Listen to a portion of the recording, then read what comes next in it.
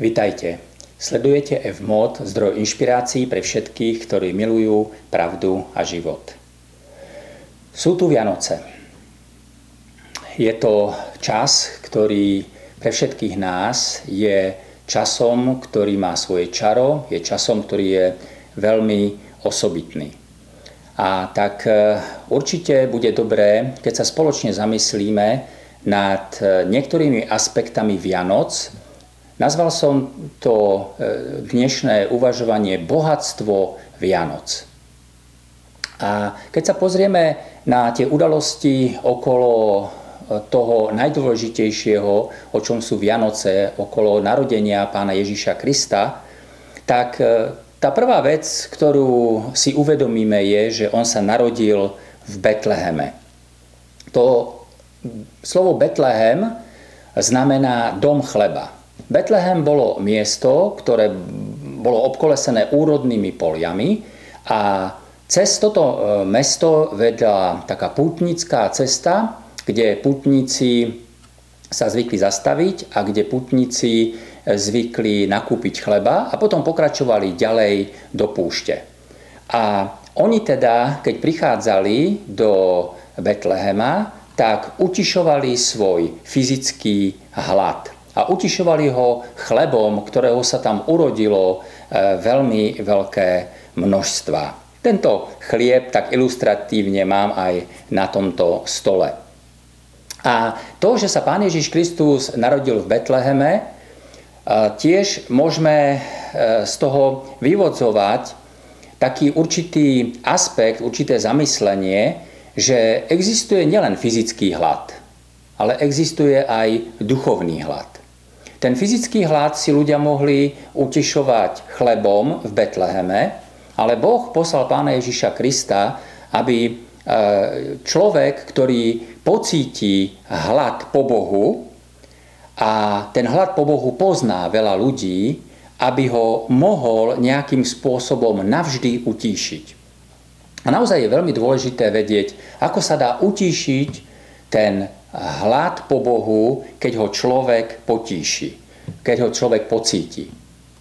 A je to práve tým chlebom, ktorý je Pán Ježiš Kristus, o tom hovorí Biblia, kde ona hovorí, že kto ho je, teda ten chlieb života, bude žiť na veky. Takže Pán Ježiš Kristus sa narodil v Betleheme, narodil sa v dome chleba. To druhé z toho bohatstva Vianoc, ktoré si chceme dneska pripomenúť, je, že oni ho položili do jaslí. Keď si povieme jasle, tak v kontexte našej kultúry, slovenskej kultúry, sa nám hneď objavia tie jasličky drevené, kde nejaké zvieratká papajú z toho seno a podobne.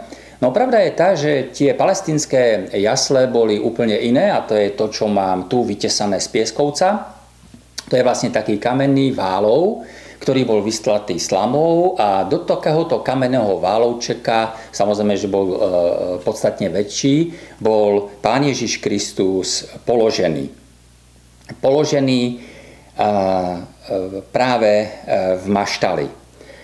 A keď tak budeme rozmýšľať o celkovom, nielen o narodení Pána Ježiša Krista, ale o celom jeho živote, tak môžeme povedať, že istým spôsobom platí, že Pán Ježiš Kristus celý svoj život prežil v maštali.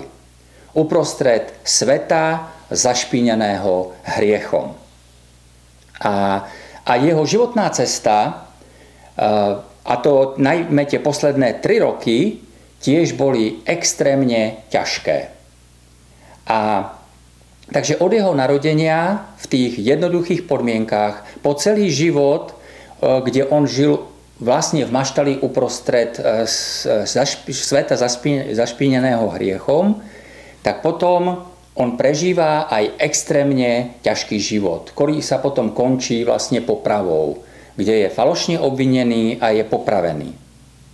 A v tomto všetkom Pán Ježiš Kristus zostal človekom, v ktorom má Boh zaľúbenie. A ako je to možné?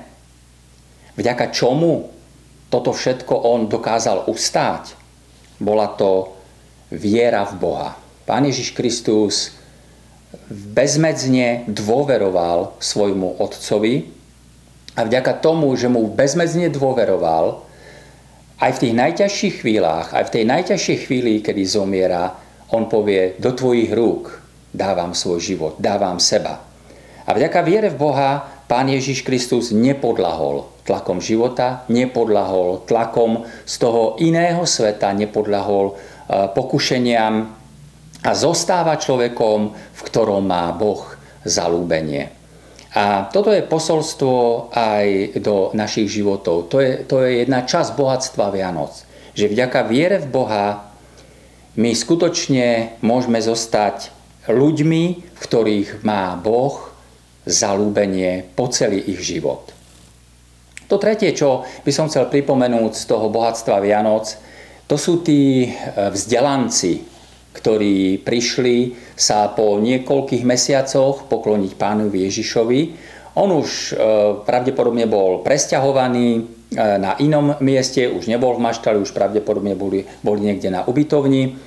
A tí vzdelanci, alebo hovorí sa mu aj im ako mudrci od východu, sa mu prišli pokloniť a priniesli mu dary.